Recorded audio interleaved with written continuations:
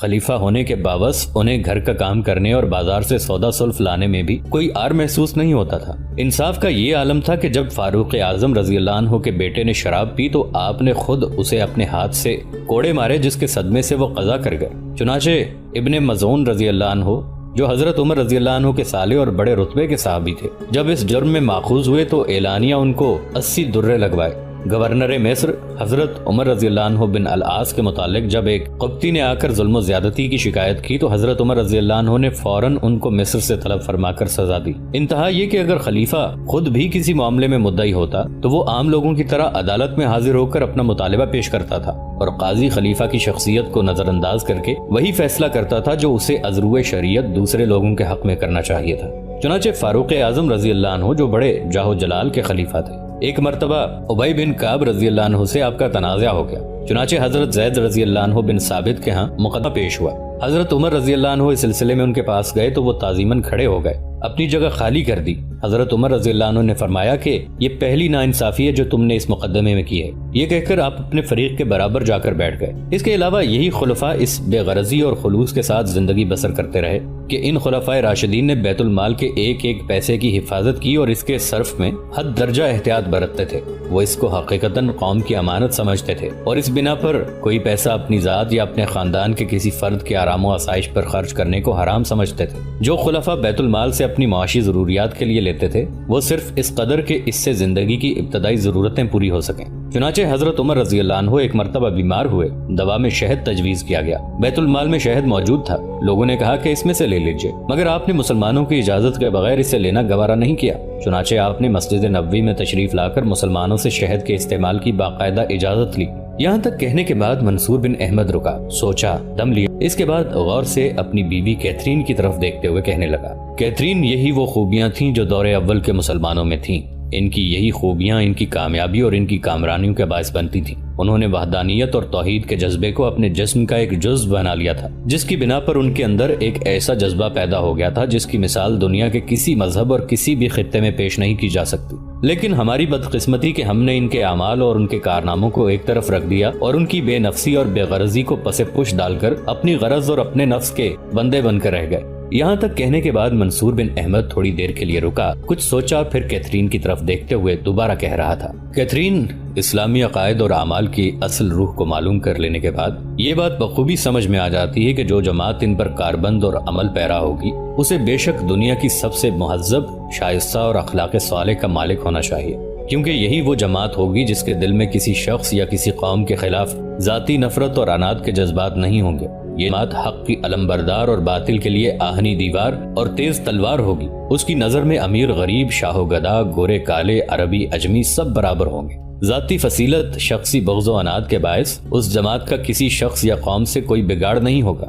دوسری طرف اسی جماعت کو خدا پر بھروسہ ہوگا اور اس لیے جس کام کا عزم لے کر اٹھے گی اسے مخالفت اور عناد شدید کے باوجود پورا کر کے رہے گی۔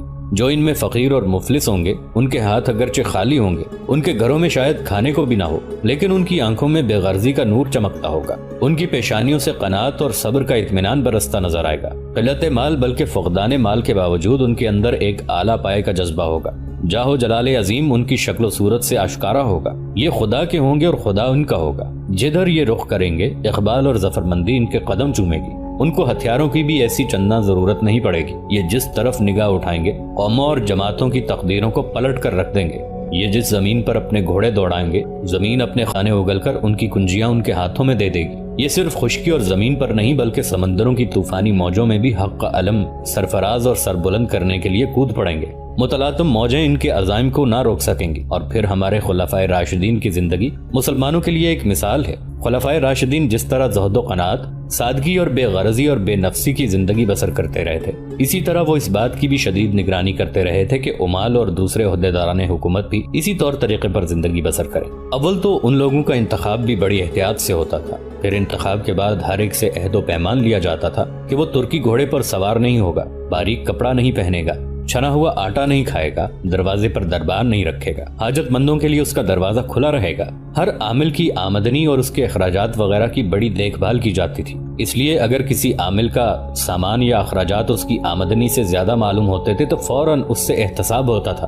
فاروق اعظم رضی اللہ عنہ نے اپنے دور میں جو عمال مقرر کیے، روانگی کے وقت ان کھانے پینے اور لباس کے متعلق عہد لیتے تھے۔ اس کا مطلب ہرگز یہ نہیں تھا کہ عمدہ کھانا کھانا اور باریک لباس پہننا حضرت عمر رضی اللہ عنہ کے نزدیک ناجائز یا حرام تھا، بلکہ مقصد یہ تھا کہ مسلمانوں میں جفاکشی کی عادت رہے کہ ان کی زندگی سپاہیانہ ہو اور سب کا طرز معاشرت یکساں نظر آئے۔ چنانچہ ایک موقع پر حضرت عمر رضی اللہ عنہ کو سفید روٹی یعنی میدے کی روٹی پیش کی گئی تو آپ نے دریافت فرمایا کہ کیا سب مسلمان یہی کھاتے ہیں؟ جواب نفی میں ملا تو آپ نے فرمایا تو بس اب ہم بھی اسے نہیں کھائیں گے۔ یہاں تک کہنے کے بعد منصور بن احمد کچھ اداس اور افسردہ ہو گیا تھا۔ کچھ دیر خاموش رہا۔ اس کی اس حالت کو کیتھرین نے بھانپ لیا تھا۔ اپنی جگہ سے اٹھی کسی رد عمل کا اظہار کرنا چاہتی تھی کہ منصور بن احمد دکھ بھری آواز میں پھر بول پڑا۔ اسلام کے اولین دور میں جو مسلمان جماعت پیدا ہوئی وہ چونکہ فکری اور نظری اعتبار سے عقیدہ توحید پر ایمان صادق اور راست رکھتی تھی، اور پھر عملی لحاظ سے اس کے تمام کاموں میں عبادات، معمولات میں اخلاق،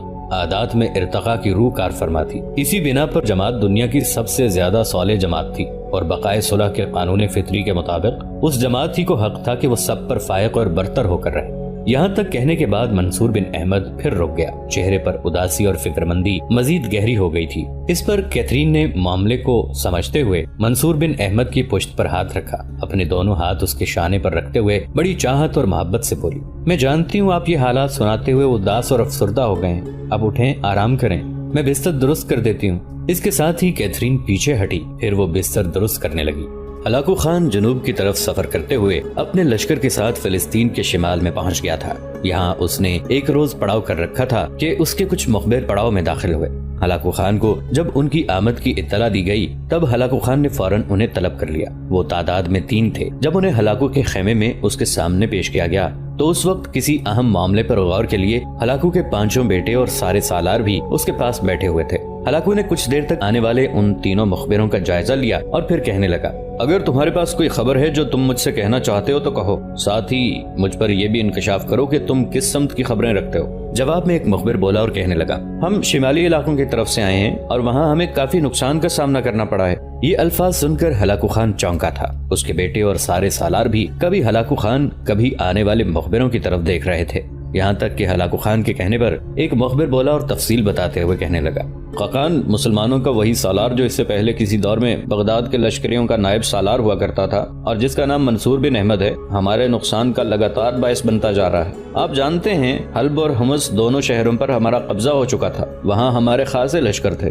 اس منصور بن احمد نے پہلے اپنے لشکر کے ساتھ حلب کا رخ کیا، وہاں جو ہمارا لشکر تھا اسے اس نے شکست دی، اکثریت کو موت کے گھاٹ اتار دیا اور حلب شہر پر اس نے قبضہ کر لیا۔ حلب شہر میں حلب کے لوگوں کے کہنے پر اس نے وہاں اپنا سالار حسام الدین جوکندار حاکم مقرر کیا اور باقی کو کر وہ بڑی برق رفتاری سے حمص کی طرف بڑھا تھا۔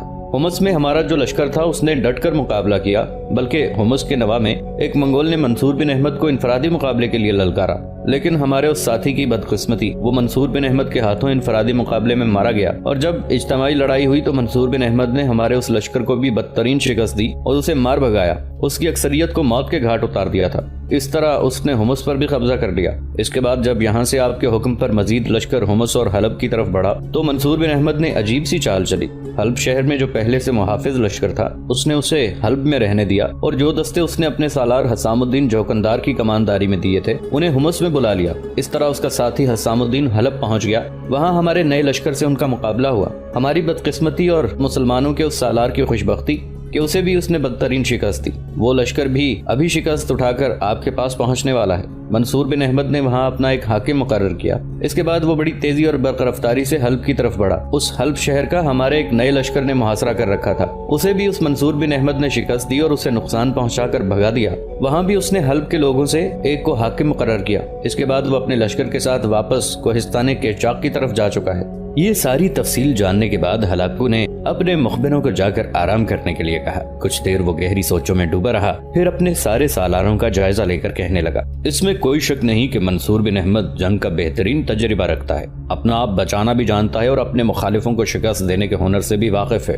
جہاں تک میرا خیال ہے اب تک ہمارے سالاروں کو 1 یا 2 بار شکست سے 2-4 کر چکا ہے۔ میں سمجھتا ہوں خلیفہ بغداد کی یہ بڑی گہری نظر اور اس کا بہترین انتخاب تھا کہ اس نے اس منصور بن احمد جیسے نوجوان کو اپنے لشکریوں کا نائب سالار مقرر کیا۔ میں سمجھتا ہوں خلیفہ بغداد کے لشکریوں کا سالار اعلیٰ فتح الدین جو مارا جا چکا ہے، وہ اگر زندہ ہوتا تو میرا خیال ہے کہ وہ بھی اس منصور بن احمد کی طرح ہمارے لیے نقصان کا باعث بنتا۔ آج میں تم سب لوگوں کے سامنے نیلے جاویدانی آسمان کی قسم کھا کر کہتا ہوں کہ میں اس منصور بن احمد کو اپنے ہاتھ سے قتل کروں گا، اس لیے کہ اس نے اب تک ہمیں ناقابل تلافی نقصان پہنچایا ہے۔ اس کی وجہ سے ہمارے لشکری جو اس سے پہلے فتح اور کامیابی کے عادی تھے، ان کے اندر حوصلہ شکنی پیدا ہوئی ہے، اس لیے کہ اس نے ہمارے 3 لشکروں کو لگاتار شکست دے کر ان کے لیے ناقابل تسخیر ہونے کے جذبے کو چکنا چور اور کرچی کرچی کر کے رکھ دیا ہے۔ اس موقع پر ہلاکو خان کا سالار مہرطاق بولا اور ہلاکو کو مخاطب کر کے کہنے لگا، خاقان، کیا ایسا ممکن نہیں ہے کہ ہم یہاں سے شمال کی طرف پلٹیں اور جہاں کہیں بھی یہ منصور بن احمد ہے وہاں تابڑ توڑ حملے کرتے ہوئے اسے گرفتار کریں اور ہر صورت میں اس کی گردن کاٹیں؟ اس طرح آپ کی وہ قسم بھی پوری ہو جائے گی جو آپ نے ابھی اس کو اپنے ہاتھ سے قتل کرنے کی کھائی ہے، اور شمال کا علاقہ بھی ہمارے لیے محفوظ ہو جائے گا۔ ہلاکو نے کچھ سوچا پھر کہنے لگا، مہرطاق، میں جانتا ہوں تم ایک عمدہ سالار ہو، میرے بیٹوں کے اتالیق بھی رہے ہو، لیکن تمہاری یہ تجویز قابل عمل نہیں ہے۔ اب ہم جنوب کی طرف آ چکے ہیں، واپس شمال کی طرف پلٹ کر جائیں گے تو جنوب کی طاقتیں اپنے آپ کو مزید پرقوت بنا لیں گی۔ تم جانتے ہو جس وقت خاقان منگو خان نے مجھے لشکر دے کر ان علاقوں کی طرف بھیجا تھا تو اس کی سب سے بڑی خواہش یہ تھی کہ میں مسلمانوں کے خلاف مصر تک یلغار کرتا چلا جاؤں۔ اگر میں یہاں سے پلٹ کر پھر شمال کی طرف رخ کرتا ہوں تو یاد رکھنا مجھے خدشہ ہے کہ شمال کی 2 بڑی قوتیں برقائی خان اور منصور بن احمد مجھے اپنے ساتھ ایک لمبے عرصے کے لیے جنگ میں مصروف کر لیں گی، جس کے نتیجے میں مصر کے حکمرانوں کو اپنی طاقت اور قوت بڑھانے کا موقع مل جائے گا، اور پھر وہ وقت بھی آ جائے گا کہ مصر کے لشکری جنوب سے نکلیں گے، ہمارے لیے وہ مصیبت کھڑی کریں گے جسے ہم ٹال نہیں سکیں گے۔ یاد رکھو، شام کا علاقہ ہمارا اصل مقصد نہیں ہے، یا تم یوں کہہ سکتے ہو کہ مسلمانوں کے علاقوں پر حملہ آور ہونے کے لیے ہمیں ایرانیوں نے دعوت دی تھی۔ گویا میں کہہ سکتا ہوں کہ مسلمانوں کے خلاف ایرانی ہمارے ساتھ ہیں، ان میں جوینی خاندان بھی شامل ہے، اس میں نصیر الدین توسی بھی شامل ہے اور بہت سے لوگ بھی ہیں۔ اور پھر تم لوگ جانتے ہو بغداد کا وزیر ابن القمی بار بار ہمیں مسلمانوں کی خلافت پر حملہ آور ہو کر اس کا خاتمہ کرنے کے لیے پیغام بھیجتا رہا ہے، ہمیں مختلف ترغیبات دیتا رہا ہے۔ اس بنا پر ہمارے لیے ایران کی سرزمین محفوظ اور نفع بخش ہے، اور ان سارے عوامل کو مد نظر رکھتے ہوئے میں نے ایرانی شہر مراغہ کو اپنا مرکز حکومت بنایا ہے۔ شام کے علاقے میں اس وقت زیادہ تر عرب اور ترک ہیں، یاد رکھنا یہ عرب اور ترک بلا کے جنگجو ہیں۔ یہ جو منصور بن احمد ہمارے مختلف لشکروں کو شکست سے دوچار کرتا آ رہا ہے تو اس کی کمانداری میں لڑنے والے بھی عرب، ترک اور کرد ہیں، ان میں کوئی ایرانی نہیں، اور یہ تینوں قومیں یعنی عرب، کرد اور ترک اپنی جان پر کھیلتے ہوئے ہمارے خلاف حرکت میں آتے ہیں اور اپنی کامیابی اور کامرانی کو یقینی بنا جاتے ہیں۔ میرے ساتھیوں سنو، یہاں سے ہم جنوب کی طرف پیش قدمی کریں گے، اور ہمارا ایسا کرنا ہی ہمارے لیے سود مند اور بہتر ہے۔ پہلے ہم مصر کے حکمرانوں کی طرف اپنے قاصد بھجوائیں گے تاکہ وہ لڑے بغیر ہمارے مطیع اور فرما بردار ہو جائیں۔ اگر وہ ایسا کرتے ہیں تو ان کی بہتری ہے، اگر وہ ایسا نہیں کرتے تو پھر مصر کی سرزمینوں پر حملہ آور ہو کر ہم تباہی اور بربادی کا وہ کھیل کھیلیں گے کہ اس سے پہلے مصریوں نے نہ دیکھا ہوگا نہ سنا ہوگا۔ مصری شاید فرانس کے بادشاہ لوئی کو شکست دینے کے بعد کسی فریب اور دھوکے میں گرفتار ہو گئے ہیں کہ وہ ہر دشمن کو مار بھگانے کی ہمت اور جرت رکھتے ہیں، لیکن جب ہم ان پر وارد ہوں گے تو وہ اپنی ساری جرت مندی اور دلیری کو بھول جائیں گے۔ چنانچہ مصر کو فتح کرنے کے بعد وہاں کے حالات اپنے ہاتھ میں کر کے ہم پلٹیں گے اور شمال میں بے خطر ہو کر برقائی خان اور منصور بن احمد کے خلاف ایسی ضرب لگائیں گے کہ آنے والے دور میں ان کے سامنے 2 ہی راستے ہوں گے، یا تو ہمیشہ کے لیے ہمارے مطیع اور فرما بردار بن کر رہیں یا ہمارے ہاتھوں اپنی گردنیں کٹوانے کے لیے تیار ہو جائیں۔ ہمیں پریشان اور فکر مند ہونے کی ضرورت نہیں ہے، ہم مزید لشکر شمال کی طرف بھجوائیں گے جو نہ صرف حلب، حمص اور دمشق بلکہ دوسرے شہروں پر بھی اپنی گرفت مضبوط اور مستحکم رکھیں گے۔ اس کے بعد ہلاکو اپنی جگہ سے اٹھ کھڑا ہوا اور سارے سالاروں کو اپنے ساتھ آنے کے لیے کہا تاکہ جس لشکر نے مصر کی طرف پیش قدمی کرنی تھی اسے علیحدہ رکھا جائے، اور جو دستے ارض شام پر اپنی گرفت کو برقرار رکھنے کے لیے بھیجے جانے تھے انہیں علیحدہ کر دیا جائے۔ اس کے ساتھ ہی ہلاکو اپنے سارے سالاروں اور بیٹوں کے ساتھ اپنے خیمے سے نکل گیا۔ دوسری طرف مصر میں ان دنوں مملوکوں کی حکومت تھی، وہ چنگیز خان کے دور میں کوہستان قیچاک سے نکل کر ہجرت کرتے ہوئے مصر کی طرف گئے تھے۔ اس وقت سقوط بغداد کے وقت مصر کی حالت یہ تھی کہ اس پر 15 سالہ ملک منصور حکمران تھا۔ اہل مصر منگولوں کی ستم گری کی خبریں مدت سے سن رہے تھے، لیکن دوسرے ملکوں کے مصیبت زدہ مسلمانوں کی مدد کے لیے ان میں حرکت پیدا نہیں ہوئی تھی، شاید اس لیے کہ وہ منگولوں کے طوفان کو مصر سے دور اور اپنے آپ کو محفوظ سمجھتے تھے، یا اس لیے کہ وہ اپنے اندر منگولوں سے ٹکر لینے کی قوت ہی نہیں پاتے تھے۔ لیکن آخرکار ان کا یہ جمود ٹوٹ گیا۔ بغداد کی تباہی اور خلیفہ کے قتل کی خبر ان پر بجلی بن کر گری۔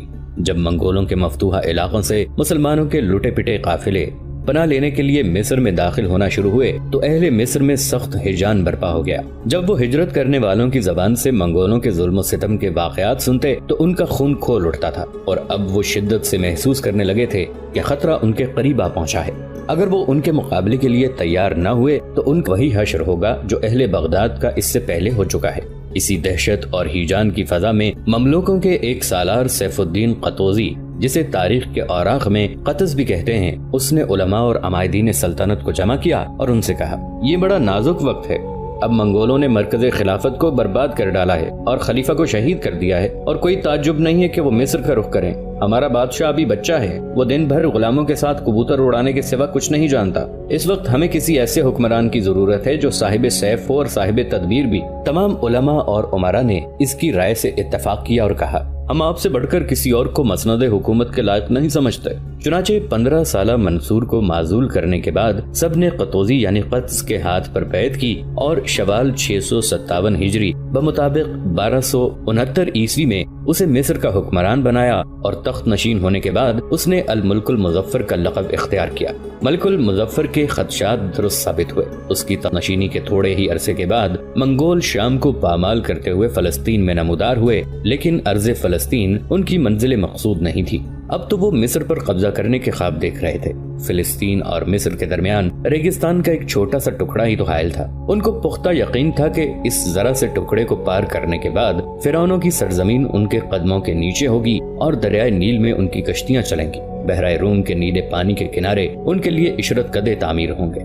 مصر کا حکمران بننے کے بعد ملک المظفر نے ایک ایسے شخص کو مصر کے لشکریوں کا سالار اعلیٰ مقرر کیا جس کا نام بیبرس تھا، اور جو تاریخ کے اوراق میں ایک نایاب، بے مثل اور بے نظیر انسان تھا۔ بیبرس کی ابتدائی زندگی کے بارے میں مورخین کے بیانات میں خاصا اختلاف پایا جاتا ہے، تاہم مختلف اوقات کی روشنی میں اس کی ابتدائی زندگی کا جو خاکہ سامنے آتا ہے وہ کچھ یوں ہے۔ ایک گروہ کہتا ہے کہ بیبرس 619 ہجری میں دشت قیچاق اور وسط ایشیا میں پیدا ہوا۔ دوسرا گروہ کہتا ہے کہ اس کی ولادت سے کئی سال پہلے بلخ، بخارا اور سمرقند کے مسلمان تاجروں کی تبلیغی مساعی کی بدولت دشت قیچاق میں اسلام پھیل چکا تھا۔ بیبرس ایک مسلمان گھرانے میں پیدا ہوا اور اس کا نام محمود رکھا گیا۔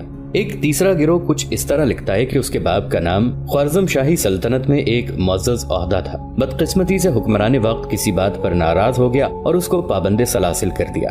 اس طرح یہ خوشحال خاندان گردش زمانہ کا شکار ہو گیا۔ دشت قیچاق اور اس سے ملحقہ علاقوں کو منگولوں نے پامال کیا تو وہاں کے بے شمار بچوں اور نوجوانوں کو پکڑ کر اپنے ہمراہ لے گئے اور ان کو بردہ فروشوں کی مختلف منڈیوں میں فروخت کر دیا۔ کم سن محمود بیبرس بھی داروگیر میں غلام بن کر دمشق کی منڈیوں میں 20,000 دینار سرخ کے عوض فروخت کیا گیا۔ محمود کو جس شخص نے خریدا وہ ایک مصری امیر تھا جس کا نام علی ابن الورفا تھا۔ علی ابن الورفا ایک دوسرے امیر کا مقروض تھا۔ اس کے قرض کے عوض محمود یعنی بیبرس کو اس نے اپنے قرض خواہ کو دے دیا۔ بعض روایتوں میں بیبرس کے پہلے آقا نام امیر علاء الدین تھا۔ اس دوسرے مصری امیر کی بیوی نے محمود کو اپنے چھوٹے بیٹے کی خدمت پر مامور کر دیا۔ ایک دن محمود سے کوئی لغزش ہو گئی، اس کی مالکہ نے اسے بری طرح پیٹا۔ اس موقع پر امیر کی بہن فاطمہ نامی بھی موجود تھی۔ اس کو محمود پر بڑا رحم آیا اور اس نے بھاوت سے کہا، اگر تم اس غلام کے کام سے خوش نہیں تو اس کو میرے سپرد کر دو۔ وہ رضامند ہو گئی اور فاطمہ محمود کو اپنے ساتھ دمشق لے گئی جہاں اس کا گھر تھا۔ فاطمہ کا ایک فرزند جس کا نام بیبرس تھا فوت ہو گیا تھا۔ اس نے اتفاق سے محمود کی شکل و صورت مرنے والے لڑکے سے بہت ملتی جلتی تھی، چنانچہ فاطمہ اس کو بیبرس کہہ کر پکارتی تھی اور اس سے مادرانہ شفقت کے ساتھ پیش آتی تھی۔ خدا کی قدرت کہ محمود نے تاریخ میں بیبرس کے نام سے ہی شہرت پائی۔ فاطمہ کا ایک بھائی الملک الصالح نجم الدین ایوب کے دربار میں ایک معزز عہدیدار تھا۔ ایک دفعہ وہ اپنی بہن سے ملنے دمشق آیا تو وہاں اس نے بیبرس کو دیکھا اور اس کے حالات سنے اور لڑکے کے اطوار سے ایسا متاثر ہوا کہ اس نے فاطمہ سے اسے مانگ لیا، اپنے ساتھ قاہرہ لے گیا اور اس نے بیبرس کو مصر کے حکمران الملک الصالح کے حوالے کر دیا۔ مشہور مورخ کیہتی نے تاریخ لبنان میں لکھا ہے کہ بیبرس 800 درہم میں دمشق کی منڈی میں فروخت ہوا، لیکن خریدار نے یہ کہہ کر سودا فسخ کر دیا کہ اس کی آنکھوں میں کوئی سقم ہے۔ بہرحال مصر کے حکمران الملک الصالح نے اسے خرید لیا۔ دراصل مصر کے حکمران ملک الصالح نے مملوکوں کی بڑی کثیر تعداد کو خریدا تھا اور ان کی تعلیم و تربیت کے لیے خاص انتظامات کیے تھے۔